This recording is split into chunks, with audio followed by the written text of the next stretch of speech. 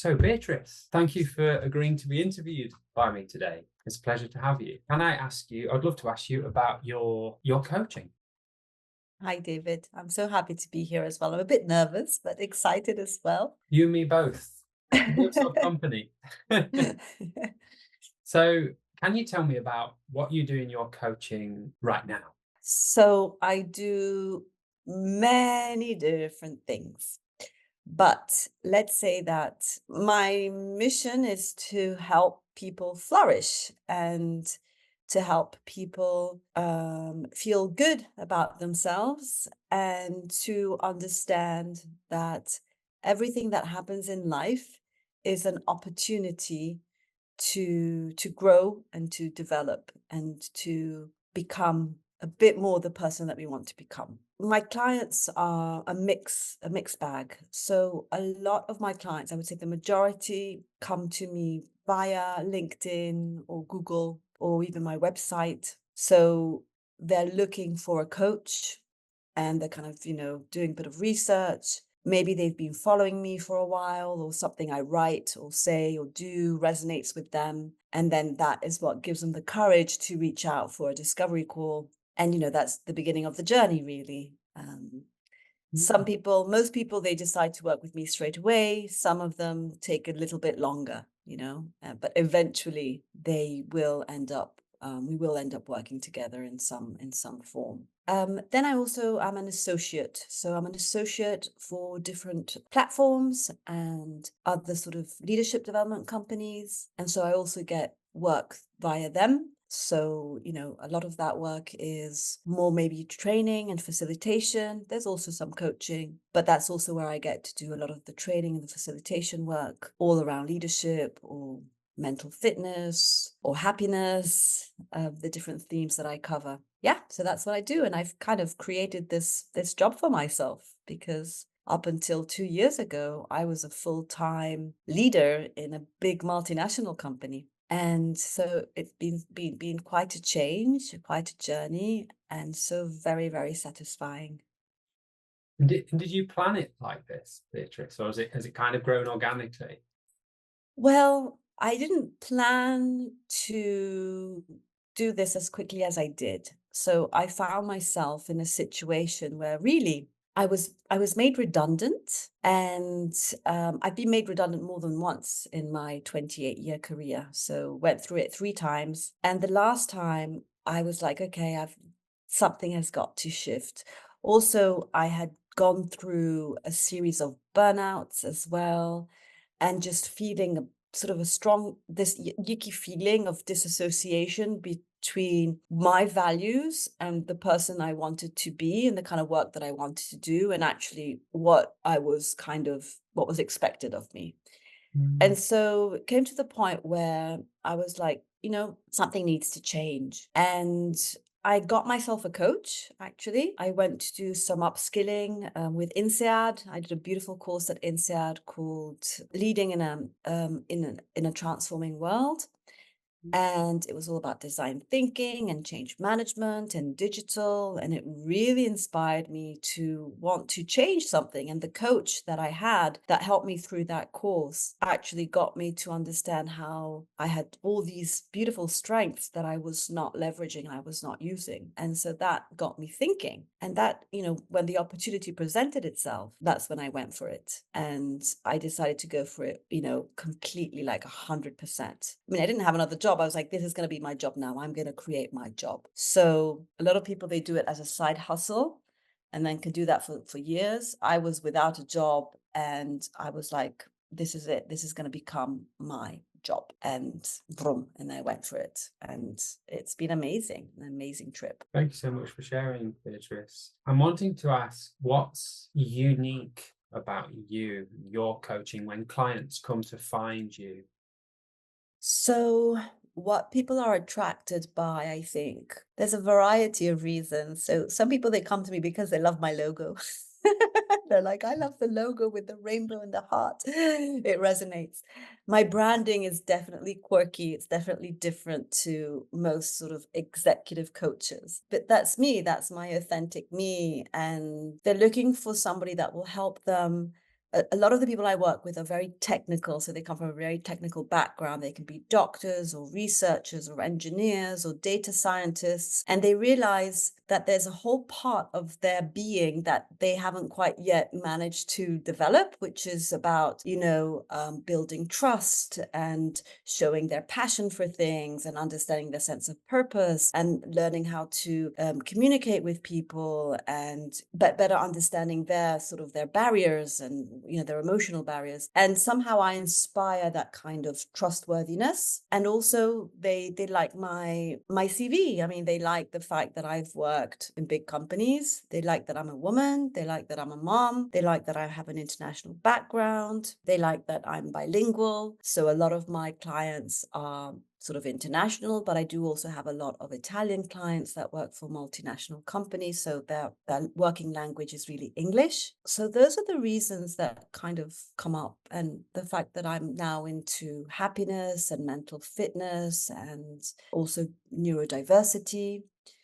Um, that I went through a burnout myself or several burnouts myself, that I've been able to bounce back from that and that I don't hide behind this perfect image of a perfect being, but I am an imperfect human like everybody else is, and I'm not ashamed to admit it. I think that's what resonates. Do you find your clients can relate to your story? Oh, Mm. yes. Yes. They can relate to it, and a lot of them feel that they found a safe harbor where they can finally let go. I have a lot of crying on my calls, especially maybe the first session, and then they just let it out. Whew, and like exactly like I did. I mean, when Mm. I first got a coach, I remember, feeling that somebody's holding that space for you. You feeling finally understood, you're feeling seen, you're feeling that somebody cares for you, really deeply cares for you. And my first value that came out really strong in all the assessments I've ever done is love. That is my number one value is love. And I think that's how I use that value a lot in my work, is in the love that I have for people and in the care that I have for the people that come to me. So your harbour isn't a dry one. No, it's for real. It's for real. Yeah, it's for real. I mean, I really do care about, I care about for people in general, but especially the ones that decide that, they need support and guidance and help and that they come to me and look for me. Thank you, Yeah, Beatrice. it's a real sort of mission, vocation, calling, let's say. Yeah, thank you. It strikes me your passion and your enthusiasm really are shining through, and I can feel how you create a safe space for your clients. Yeah, yes, I do. I wanted to ask you where Animas came on your journey.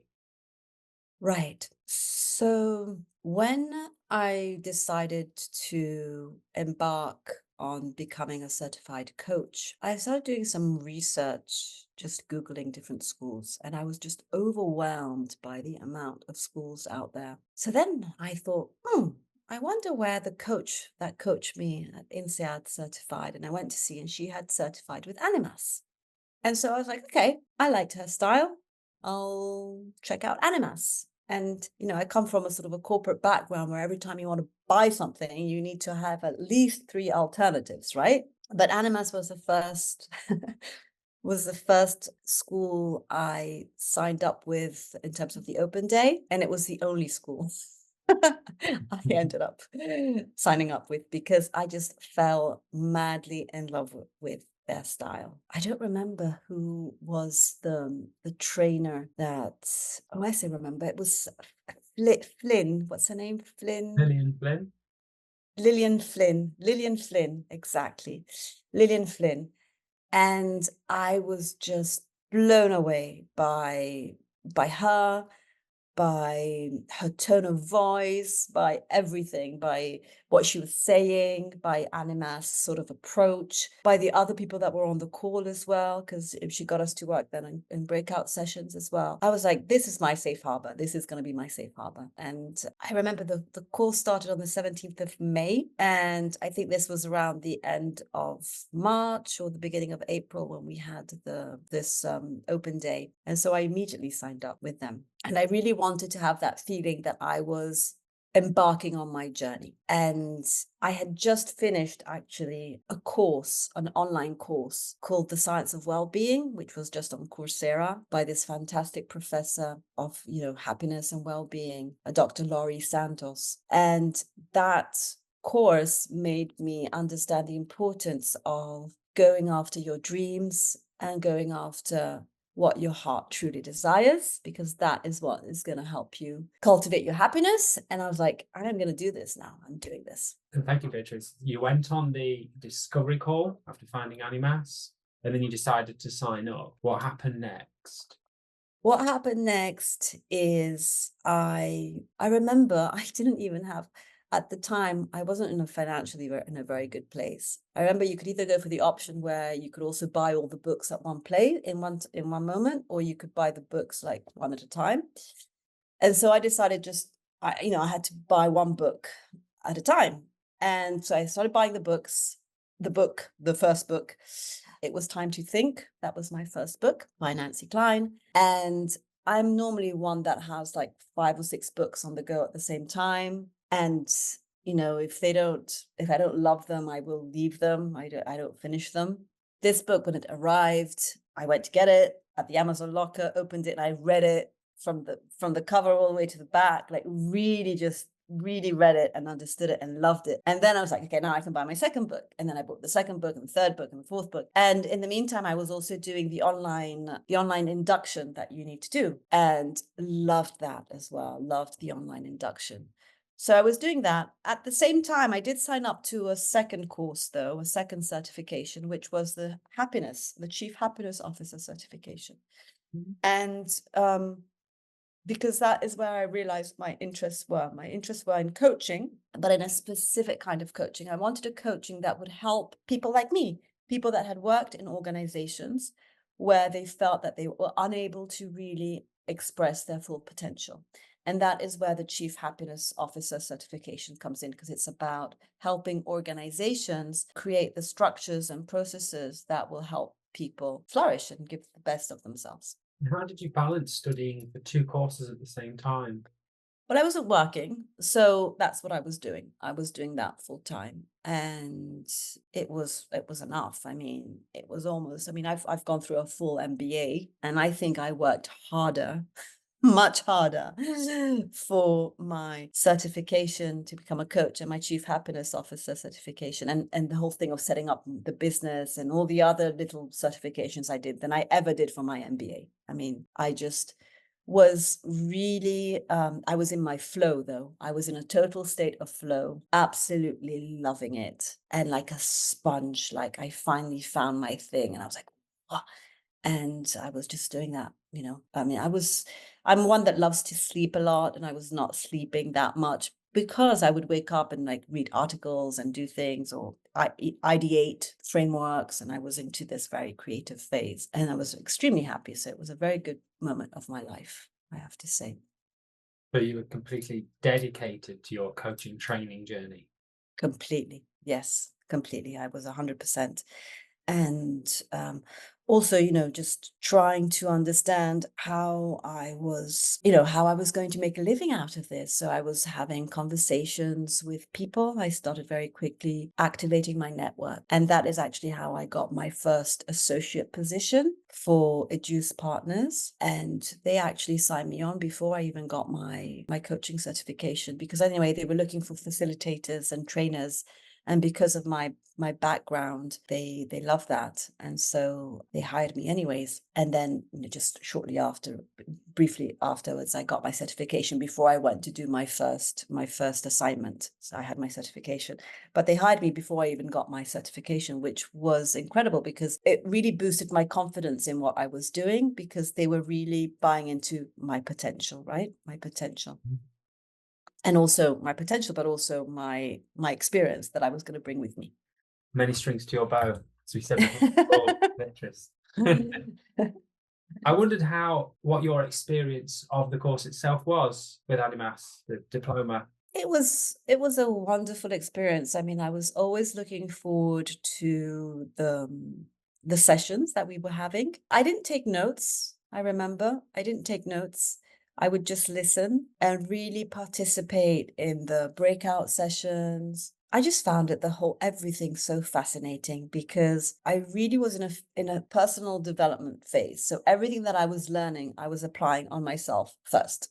And that again helped to exponentially accelerate my learning and journey. And so, I really enjoyed the sessions. When I did my certification, we had different trainers in the different sessions, and I also enjoyed that. I really loved the connection with the other participants. That for me was a very important part of the journey, was the relationships that I was able to build, and the connection, that intimacy with some of the participants, that I still speak to today. They're still my friends. I can still call up if I need anything, or if I just want to catch up with them. They're still there for me, and we support each other, we help each other, and I love that. But what I did do was that at the end of the course, so we finished our course, I think it was in October, I decided during that summer, that because it was a lot of information, that I needed to find a way to consolidate what I had been learning. So what I did was, when I came back after the summer,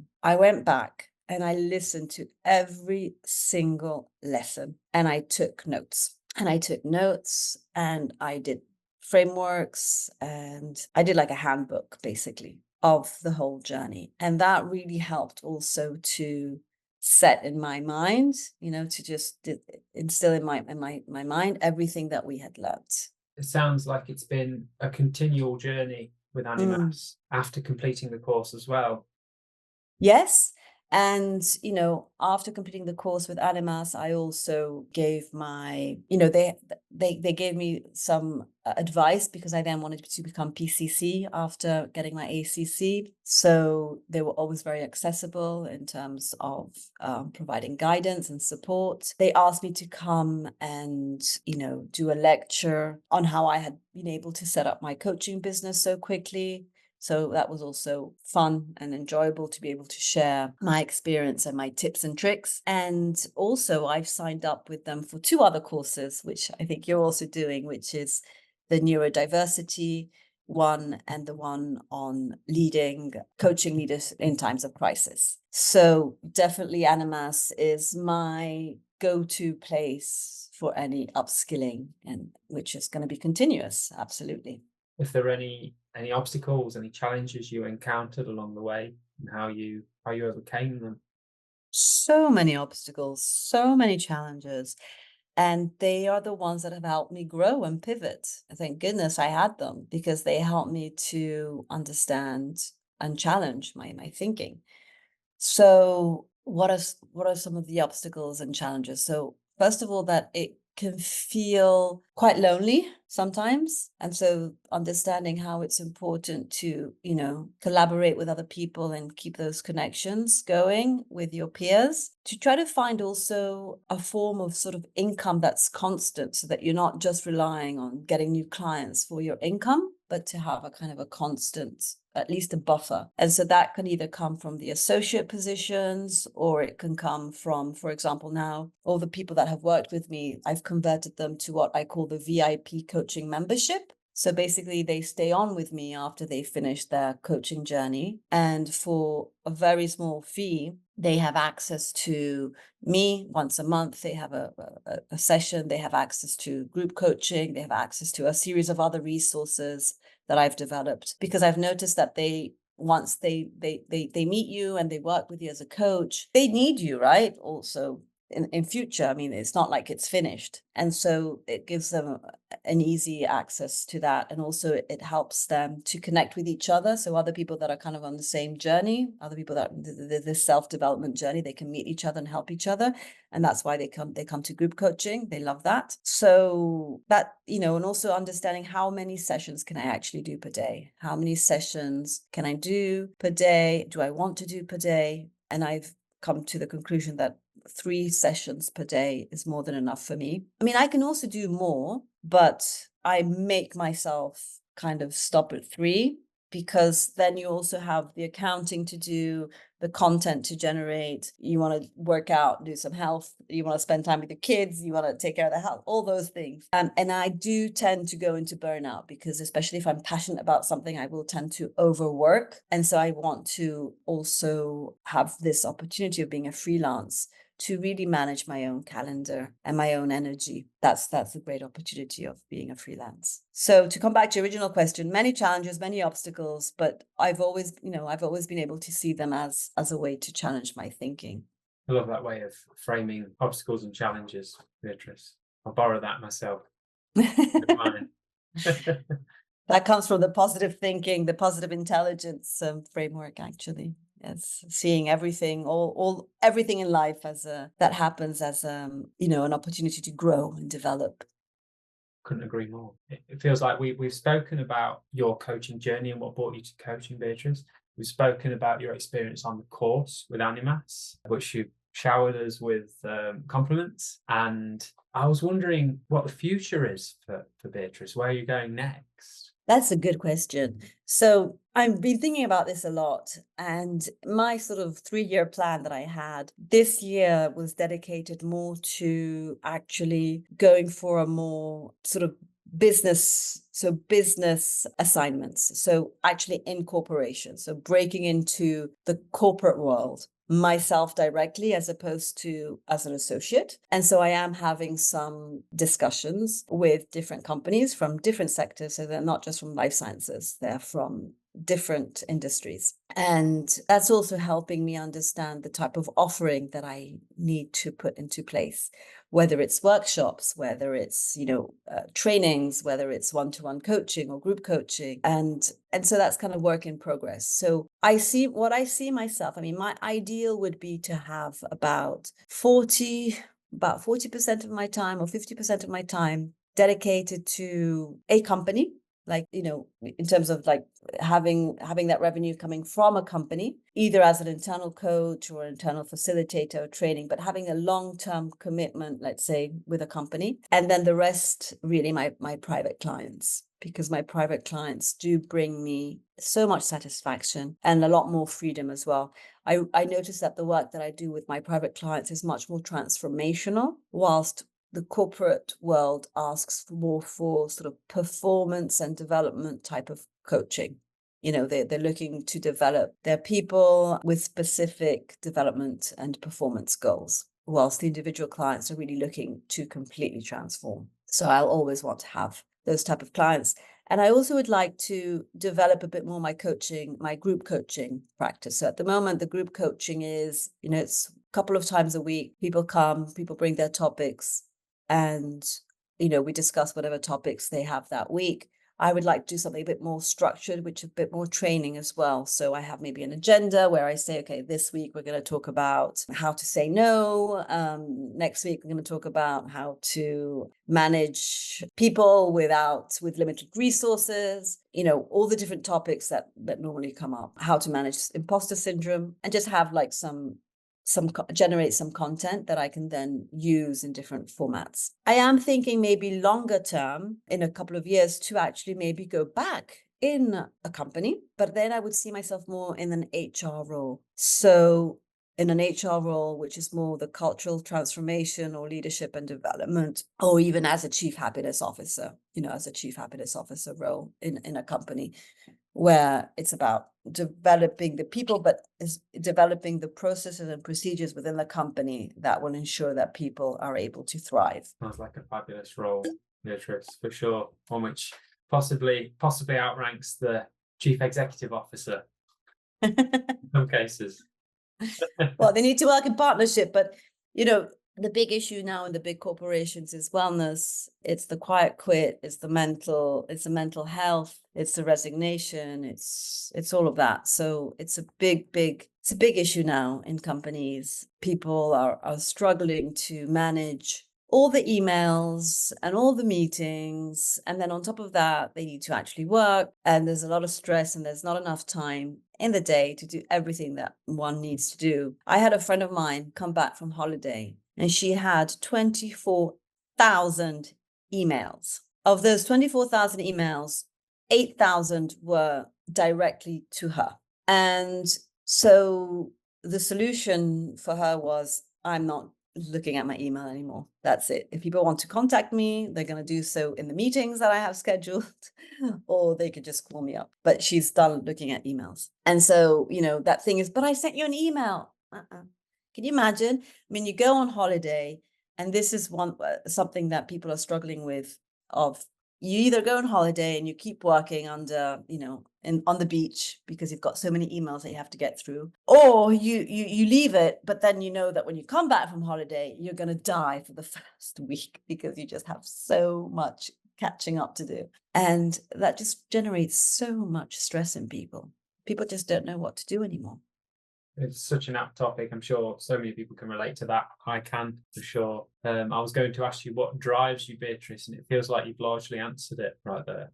What drives me is that I really want, this is my way of contributing to making it a better world, is to help people live better and happier, because I think that we do take a lot for granted and we do get very stressed out. And at the end, it's like, I do work a lot with patients and doctors, and I don't think we need to wait to have a horrible diagnosis in order to say, ooh, I really appreciate life. You need to learn to appreciate your life now and today, and to live it in the best possible way today, and not think, I need to wait for this and that in order to be happier, in order to be, in order to self-actualize. You need to do it today. And that's what I do. I always used to think I'll be happier when blah, blah, blah, blah, blah, and then just realize, no, I need to find a way to be happy today and to want to live my day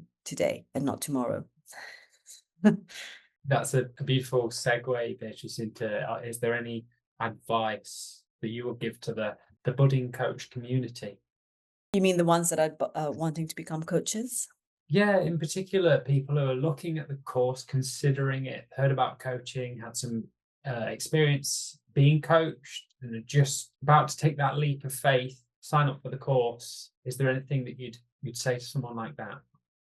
I think two things. One is really have your why very clear, why it is that you want to do this, beyond wanting to become a freelance and have a better life, and like, what's your why? And the other one is to know that the only thing that's really holding you back is yourself. And if I see my situation where my alternative was to go back to full-time employment and to send CVs and to get a full-time job, but I did not want to do that. So for me, it was kind of easier because I was without a job and I had to do something. A lot of people, they have that security and they are scared to leave that security in order to follow their dream. And that is where they get really stuck. Because doing this as a side hustle, I think, must be really, really difficult. I mean, just, letting people know what you're doing, having the time to have those connections, and then actually delivering the coaching, right? I can't imagine what it can be like as a side hustle. I think it's walking the talk. So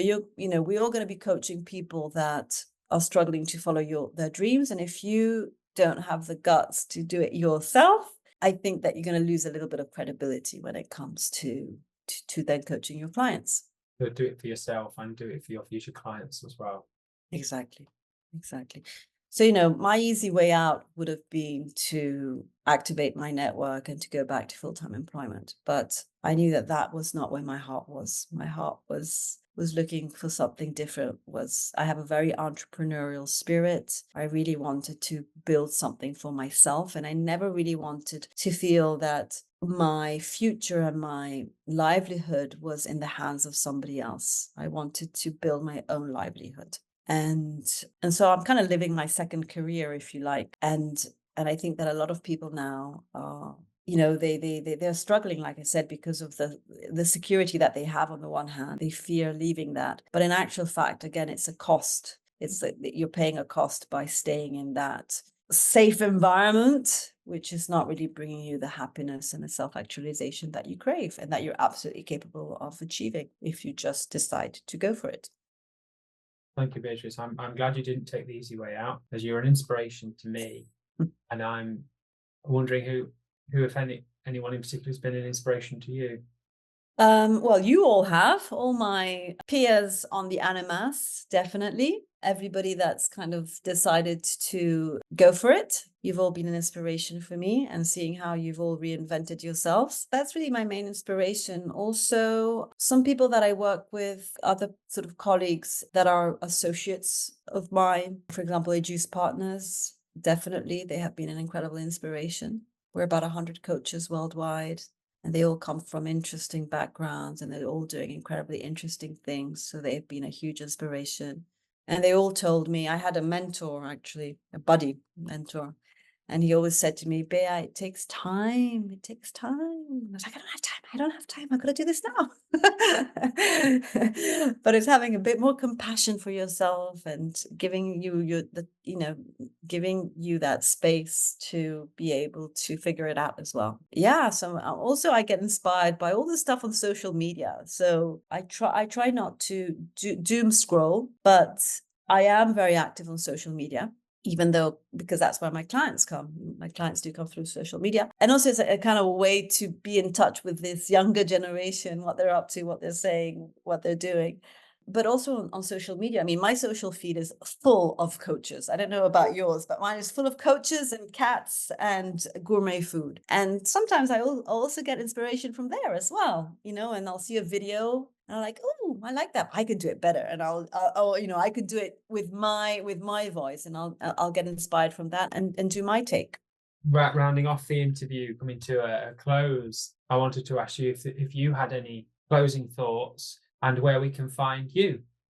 Well, closing thoughts. I hope that this has been useful. I hope that this has been inspirational for you, and I would love to hear from you, and also know, other people's stories. I do get very inspired by other people's stories, and especially their struggles. I mean, I think that's what is really inspirational, is when people have struggles and they're able to share them and overcome them. I find that extremely inspirational, as opposed to seeing something that always looks so perfect, and like success is so easy to achieve, and it's absolutely not easy. It's our struggles that make it achievable. And where you can find me on LinkedIn. You can find me my website. It's like my name. You can find me. I mean, LinkedIn is really my main platform. You'll also find me on Instagram and TikTok, but I would say LinkedIn is really my go-to platform. Well, we'll make sure we share your LinkedIn links.